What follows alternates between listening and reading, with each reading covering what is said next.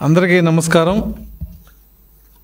సాక్షి paper, సాక్షి electronic media చేసే విష ప్రచారం ఇంతకంటే పదాలు వేరే ఏమైనా ఉంటే ఆ పదాలు కూడా వాడచ్చు. భూమి చుట్టూ సూర్యుడు తిరుగుతున్నాడా, సూర్యుడు చుట్టూ భూమి తిరుగుతున్నాడా అని అంటే సాక్షి పేపర్ వాళ్ళు భూమి చుట్టూ సూర్యుడు తిరుగుతున్నాడని రాసుకుంటారు. ప్రపంచం అంతా తెలుసు సూర్యుడు చుట్టూ భూమి తిరుగుతుందని, కానీ నా పేపరు నా ఇష్టం, భూమి చుట్టూ సూర్యుడు తిరుగుతున్నాడు. ఇటువంటి పోకళ్ళ పోయే పత్రిక ఎన్డీఏ కూటమి చేస్తున్న డెవలప్మెంట్ కానీ, ఎన్డీఏ కూటమి వాళ్ళు చేసిన దుర్మార్గాల మీద ఎంక్వైరీ కానీ, వాళ్ళు చేసిన అప్పులు తీర్చడంలో కానీ ఎన్డీఏ ప్రభుత్వం సక్సెస్ఫుల్గా బయటకు వస్తుందనే ఒక ఉక్రోషం, ఒక జలసి ఇవాళ వాళ్ళు భరించలేని పరిస్థితిలో ఉన్నారు. ఒక పక్క కేసులు, ఒక పక్క ప్రజల నుంచి నిరసనలు, ఇంకో పక్క వాళ్ళు చేసిన అన్ని అక్రమాలన్నీ కూడా ఒక్కొక్కటి బయటికి రావటం ఇవాళ ముఖ్యంగా జగన్మోహన్ రెడ్డి అండ్ టీంకి ఊపిరాడతలేదు. ఈ కారణంగానే వాళ్ళ పత్రికలో ఇష్టం వచ్చినట్టు రాస్తున్నారు. విద్యా వ్యవస్థ పాడైపోయింది మొన్నటిదాకా రాశారు. ఇవాళ క్యాపిటల్ అమరావతి మీద, రాష్ట్రంలో డబ్బులన్నీ క్యాపిటల్ అమరావతి మీద పెట్టాడని చెప్పి ఒక దుష్ప్రచారం.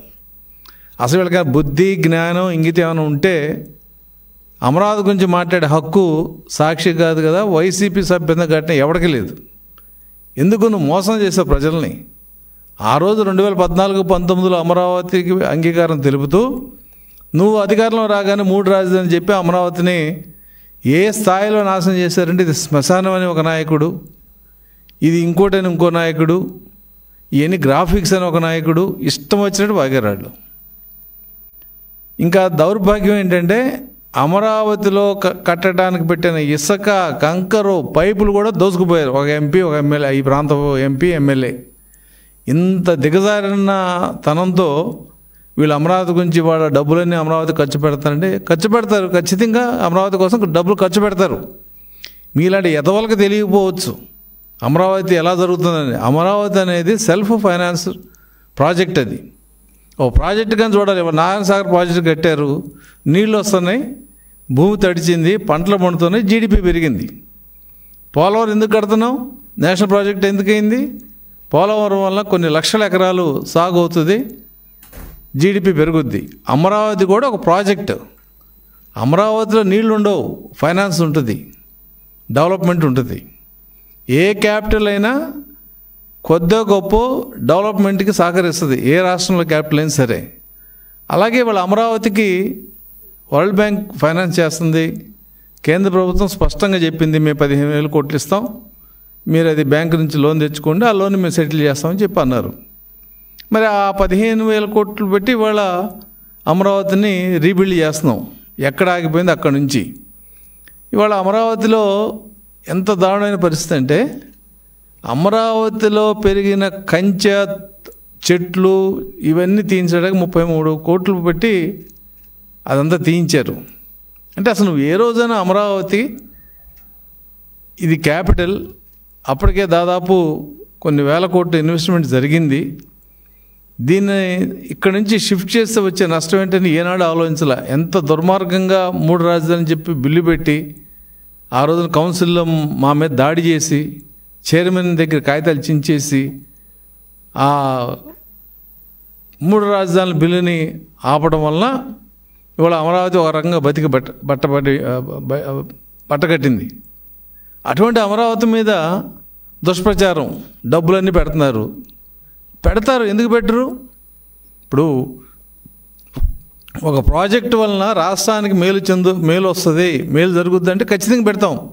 ఇవాళ హైదరాబాద్ మీద ఖర్చు పెట్టారు, హైదరాబాద్ డెవలప్ అయింది, లక్షల మంది ఐటీ సెక్టార్లో సెటిల్ అయ్యారు, ఫైనాన్షియల్ సెక్టార్లో సెటిల్ అయ్యారు, ఫార్మా సెక్టార్లో సెటిల్ అయ్యారు. అక్కడ పెట్టిన జినోమ్ వ్యాలీ నేను కాదు, మొన్న మనకు అపోజిషన్గా ఉన్న కేటీఆర్ కూడా చెప్పాడు ఇవాళ జినోమ్ వ్యాలీ ఈజ్ నెంబర్ 1 అని. అలా చంద్రబాబు నాయుడు గారు ఒక విజన్తో అమరావతి అనేది డెస్టినేషన్. దేనికి డెస్టినేషన్? ఎంప్లాయ్మెంట్ జనరేషన్కి డెస్టినేషన్ అవ్వాలి, ఫైనాన్స్ జనరేషన్కి డెస్టినేషన్ అవ్వాలి.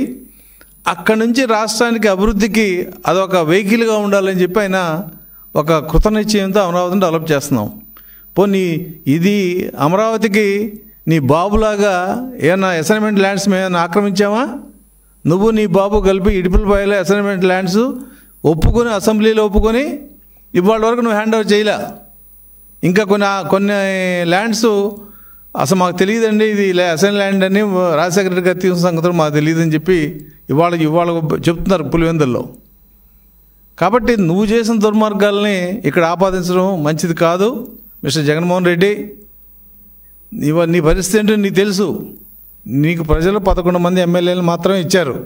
అక్కడ సరిపెట్టుకుని ఇంట్లో ఉంటే ఇంట్లో ఉండు, లేదంటే హ్యాపీగా నువ్వు సంపాదించిన నల్లధనం అంతా ఎక్కడుందో అక్కడ సరి చేసుకో. అంతేగాని అమరావతి మీద లేకపోతే ఇంకో దాని మీద నువ్వు కామెంట్ చేస్తే ఊరుకునే పరిస్థితి లేదు. నీకు 11 సీట్లు ఎందుకు ఇచ్చారు జనం? ఇంట్లో కూర్చోమని ఇచ్చారు. అంతేగాని పిచ్చి పిచ్చి రాతల చేతిలో సాక్షి ఉంది, మీ ఎలక్ట్రానిక్ మీడియా ఉందని రాస్తే ప్రజలు ఊరుకునే పరిస్థితి లేదు. అమరావతి అనేది ఆంధ్ర రాష్ట్ర ప్రజలందరి కళ. అది అమరావతిలో ఉన్న గొప్పతనం ఏంటంటే రైతులు ఎక్కడ డౌట్ పడకుండా చంద్రబాబు నాయుడు గారి మాట మీద నమ్మకంతో భూములు ఇచ్చారు. వాళ్ళ ప్లాటింగ్ కూడా ఇచ్చాం. నువ్వేం చేసావు? ఆ రాళ్ళన్నీ తీసేసావు. మీ ఫాలోవర్స్ ఎవరైతే ఉన్నారో ఆ ఏరియాలో ఎమ్మెల్యేలు కానీ ఎంపీలు కానీ ఏదైతే మేము ప్లాన్ చేసి రాళ్ళు పెట్టామో ఆ రాళ్ళన్నీ పీకేశారు, అడవిలాగా తయారు చేశారు. ఒక్క చెట్టుకి నీళ్లు పోయిలా.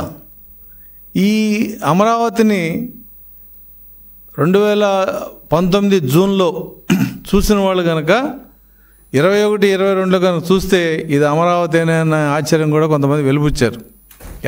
అమరావతిని ఎటువంటి చేశాడు జగన్ అని చెప్పి అందరూ కూడా బాధపడటం జరిగింది. కాబట్టి నీకు ఏ రకంగా నైతిక హక్కు లేదు. నువ్వు అమరావతి ఉద్యమం ఇవాళ ఆంధ్రప్రదేశ్లో ఒక గొప్ప ఉద్యమం, 3 సంవత్సరాలు ఉద్యమం చేశారు వాళ్ళు. ఆడవాళ్ళని పోలీసులతో కొట్టించావు, ఎస్సీల మీదే ఎస్సీ కేసు పెట్టించావు, తప్పుడు కేసులు పెట్టించావు. వాళ్ళు నువ్వు వెళ్తుంటే నీకు ధైర్యం చాలక పరదాలు కప్పించావు. వాళ్ళ ఇళ్ళ మీద డ్రోన్లు తిప్పావు. ఆడవాళ్ళు స్నానాలు చేస్తుంటే పైన డ్రోన్లు తిప్పావు. నువ్వు ఇన్ని అరాచకాలు నువ్వు చేసి ఇవాళ అమరావతి గురించి డబ్బులన్నీ చంద్రబాబు నాయుడు గారు అమరావతిగా పెడుతున్నారంటే నీకు ఇంగిత జ్ఞానం లేనట్టు లెక్క. నువ్వు డబ్బు సంపాదించడంలో చూపిన తెలివితేటలు అమరావతి వలన ఏంటనేది 1% కూడా నీకు చేతకాలు అర్థం చేసుకోవటం. నేను మళ్ళీ చెప్తాను, అమరావతి అనేది పోలవరం, నాగార్జున సాగర్, శ్రీశైలం లాంటి డ్యాములు లాంటి ప్రాజెక్ట్. అది నాగార్జున సాగర్ని నెహ్రూ గారు ఏమన్నాడు? It is a temple of development అన్నాడు. మేము కూడా అదే చెప్తున్నాం, Amaravati is the destination for development. నీకు ఇది అర్థం కాదు, ఎందుకంటే నీకు ఇది తెలియదు కాబట్టి. డెవలప్మెంట్ అంటే నీకు తెలియదు. చాలా క్యాపిటల్స్ ఇవాళ బాంబే అనివ్వండి, చెన్నై అనివ్వండి. చెన్నై ఎక్కడ ఉంటుంది? తమిళనాడుకి ఒక చివరి ఉంటుంది. కన్యాకుమారికి చెన్నై రావాలంటే 1000 కిలోమీటర్ల పైన ఉంటుంది. అయినా కూడా క్యాపిటలే. ఆ రోజు బ్రిటిష్ వాళ్ళు పరిపాలించని తర్వాత వచ్చిన రాష్ట్రాలు పార్టీలకు అతీతంగా అందరూ కూడా రాష్ట్రాన్ని డెవలప్ చేసుకున్నారు. నీ పక్కన ఉన్న హైదరాబాద్ పార్టీలు మారినా కూడా డెవలప్మెంట్లో ఎక్కడ వాళ్ళు తేడా చూపించలా. ఎందుకు చూపించలేదు? అది ఒక source of development for the state. ఇది అంతే. రేపొద్దున అమరావతిలో అన్నీ వచ్చుంటే, అంటే కేంద్ర ప్రభుత్వం యొక్క కార్యాలయాలు, రాష్ట్ర ప్రభుత్వం యొక్క కార్యాలయాలు, క్వార్టర్సు, ఇంకా అదర్ ఇన్స్టిట్యూట్స్ అన్నీ వచ్చుంటే అదో పెద్ద సిటీ అవుతుంది. దాదాపు నాకు తెలిసి ఈ తెలుగుదేశం ప్రభుత్వం పీరియడ్లోనే దాదాపు 25 నుంచి 30,000 మంది పాపులేషన్ వచ్చి ఒక గొప్ప ఇన్ఫ్రాస్ట్రక్చర్తో అక్కడ డెవలప్ అయ్యే పరిస్థితి ఉంది కోర్ క్యాపిటల్లో. ఒక్కసారి కోర్ క్యాపిటల్ కనుక అక్కడ ఉందని ప్రజలు భావిస్తే చుట్టుపక్కల డెవలప్మెంట్ లేవు, నువ్వు నేను ఆపలేం. అప్పుడు అర్థమవుద్ది నీకు కూడా, అరే మనం ఇటువంటి అవకాశాన్ని మనం చేజారా వదులుకున్నామే అని. కాబట్టి అమరావతి మీద మాట్లాడే హక్కు మీకు ఇప్పుడు కాదు, ఎప్పటికీ లేదు. మీ సాక్షి ఎలక్ట్రానిక్ టీవీ మీడియాని, సాక్షి ప్రింట్ మీడియాని సరి చేసుకోవాల్సిన పరిస్థితి ఉంది. అది సరి చేసుకోకపోతే ఎక్కడో ఒకచోట ప్రజలే నీకు బుద్ధి చెప్తారు. ఎందుకంటే అమరావతిలో ఉద్యమం చేస్తున్న వాళ్ళ మీద నువ్వు చేసిన దాష్టికం, వాళ్ళు క్యాపిటల్ టు ఇది పెడితే దారిలో ఎన్నో అడ్డంకులు సృష్టించావు నీకు తెలుసు. దుర్గగూడికి వెళ్ళడం లేదు కనీసం. ఇలా శ్రీకాకుళంలో వీళ్ళ ర్యాలీని విశాఖపట్నంలోనే నువ్వు దాని మధ్యలో ఆపించేసావు, గొడవ సృష్టించి. ఎన్ని రకాలుగా దాష్టికాలు చేయాలో అన్ని రకాలుగా చేసావు. ఏమైంది? నీకు 11 సీట్లు వచ్చినాయి. మేము ఇవాళ అమరావతిని మళ్ళీ నిలబెడుతున్నాం. అంటే ప్రజల మనోభావాలు అమరావతి డెవలప్ కావాలని ఉంది. అది నీకు అర్థం కాలా, లేకపోతే అర్థమయ్యి నీ మొండి వాదంతో ముందుకెళ్ళావో తెలియదు. అది ఆ రోజు కౌన్సిల్లో కూడా దారుణమైన పరిస్థితి. ఒక రౌడీలు షీటర్లాగా మంత్రులు మీరు అంతా కౌన్సిల్లోకి వచ్చి మా మీద దాడి చేశారు, చైర్మన్ మీద దాడి చేశారు, కాగితాలు చించేశారు. ఆ బిల్లు ఆపాలని మీరు చేసిన ఏ ప్రయత్నం కూడా ఆగలేదు. కాబట్టి ప్రజల మనోగతానికి వ్యతిరేకంగా మీరు వెళ్తే ఇలాగ ఉంటుంది. ఒక చరిత్ర, అమరావతి రైతులు చేసిన ఉద్యమం 1630 రోజులు పైచిలుకు చేశారు. నువ్వు చేసిన దారుణాలు అనేకం అక్కడ వాళ్ళ ఉద్యమాన్ని ఆపటానికి. కానీ ఎక్కడ ఆగల. రాష్ట్రంలో 175 నియోజకవర్గాలకు కూడా వాళ్ళ ఉద్యమానికి మద్దతు తెలిపారు. ఎందుకంటే రైతులు పండే భూమిని అమరావతి క్యాపిటల్కి ఇచ్చారు. వాళ్ళకి షేర్ వాళ్ళకి ఇచ్చాం. నువ్వు కులాలు అంటకట్టావు, మంత్రులకి అవినీతి అంటకట్టావు, ఏసీబీ కేసులు పెడతానన్నావు, ఎన్నో చేస్తా అన్నావు. ఏమి చేయలేకపోయావు, ఏం పీకలేకపోయావు కూడా. నువ్వు అంటావే ఇది ఇలా పట్టుకుని ఇది కూడా పీకరని, నువ్వు కూడా అది పీకలేకపోయావు. ఇవాళ మేము నేను ఏం చేయాలన్నా చేసే పరిస్థితిలో నువ్వు ఉన్నావు. కాబట్టి ఇటువంటి తప్పుడు రాతలు, ఇటువంటి అసత్యాలు, నీ చేతిలో పేపర్ ఉందని, మీడియా ఉందని చెప్పి నీ ఇష్టం వచ్చినట్టు రాస్తే అది చెల్లదు. మిస్టర్ జగన్మోహన్ రెడ్డి, మీ రోజులు అయిపోయినాయి. మరి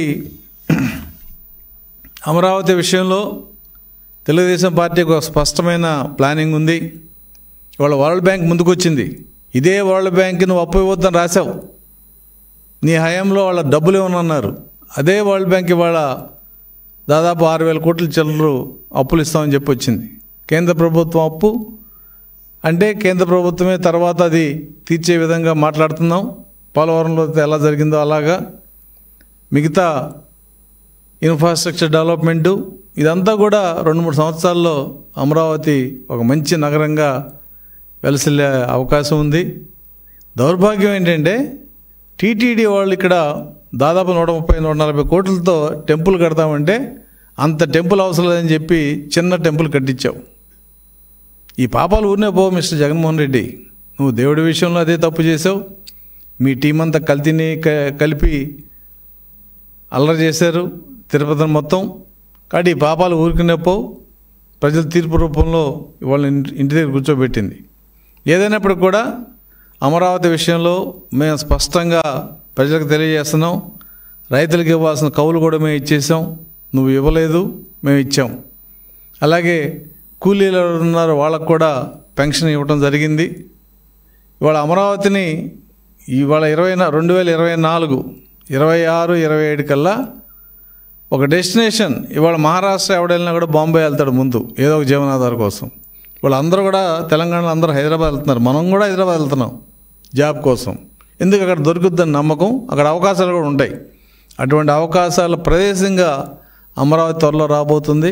అమరావతి నుంచి వచ్చే ఫైనాన్షియల్ డెవలప్మెంట్, ఇవాళ అమరావతి భూముల వాల్యూ తీసుకుంటే 2 లక్షల కోట్లే. కానీ ఒక్కసారి రాజధాని అక్కడ పైకొచ్చి పనులు ప్రారంభించి పని స్టార్ట్ అవుతే ఈ 2 లక్షలు 3 అవుద్దా, 4 అవుద్దా, 5 అవుద్దా ఎవరు చెప్పలేని పరిస్థితి. కాబట్టి ఆర్థికంగా రాష్ట్రానికి వెన్నుదన్నుగా నిలబడదాగా అవకాశం ఉన్న అమరావతి, ఉద్యోగులకి నిరుద్యోగులకి ఒక ఉపాధి కల్పించే డెస్టినేషన్గా తయారయ్యే అమరావతి భవిష్యత్తులో మనం చూస్తాం. చంద్రబాబు నాయుడు గారు అహర్నిశలు దానికోసం ఎంత తాపత్రయపడుతున్నాడో మనకు తెలుసు. ఇటువంటి పిచ్చి రాతలు, పనికిమాల రాతలు రాస్తే అమరావతి ఆగదు మిస్టర్ జగన్మోహన్ రెడ్డి. కాలం కలిసి వస్తే నువ్వే చూస్తావు అమరావతి ఏంటనేది. అప్పుడు నువ్వు ఏడవాలో ఇంకో రకంగా చేసుకోవాలో నువ్వు నిర్ణయించుకోవాలి. అంటే నువ్వు చేసిన పాపానికి ఫలితం నువ్వే ఇప్పుడే ఇది చూసే నువ్వు అనుభవిస్తావు. ఇదేమి ఎక్కడో ఈ జన్మ పాపం వచ్చే జన్మలో అనుభవిస్తారు అనేది ఇక్కడ అప్లై కాదు. నువ్వు చేసిన తప్పులు నీ మెడకే చుట్టుకునే రోజులు దగ్గర రాబోతున్నాయి. మేము అమరావతిని అయితే చాలా పట్టుదలగా ఇవాళ ఈ ప్రభుత్వం కేంద్ర సహకారం అన్నీ కలిపి దీన్ని ఒక మోడల్ క్యాపిటల్గా ఒక డెస్టినేషన్గా కూడా తయారవుతున్న విషయాన్ని తెలియజేస్తూ ముందు అమరావతి మీద రాసేటప్పుడు ఒళ్ళు దగ్గర పెట్టుకు రాయాలని చెప్పి తెలుగుదేశం పార్టీ తరఫున మరి వైసీపీ ఎలక్ట్రానిక్ మీడియాకి ప్రింట్ మీడియాకి కూడా మేము ఇది హెచ్చరిక అనుకోండి, లేదంటే సలహా అనుకోండి, ఆ రెండు కలిపైన అనుకోండి, అది మీకు చేయదలుచుకున్నాం.